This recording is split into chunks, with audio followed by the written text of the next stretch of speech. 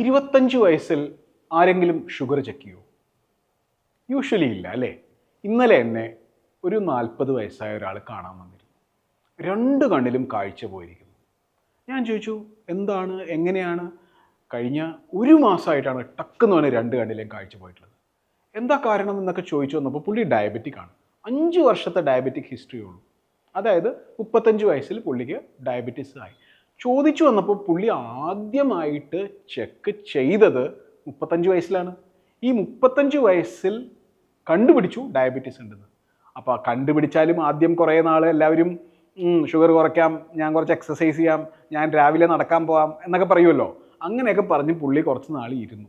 അങ്ങനെയൊക്കെ ഇരുന്നപ്പോഴത്തേക്കും പുള്ളിയുടെ കാഴ്ച പോയി.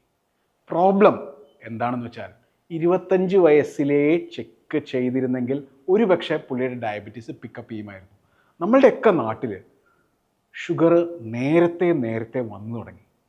ഒരു 25 വയസ്സിൽ ഷുഗർ ചെക്ക് ചെയ്ത് ഇല്ലയെന്ന് വെച്ചോട്ടെ, കുഴപ്പമില്ല, വെരി ഗുഡ്. ഒരു 4-5 വർഷം കൂടുമ്പോൾ ഒന്ന് ചെക്ക് ചെയ്യൂ.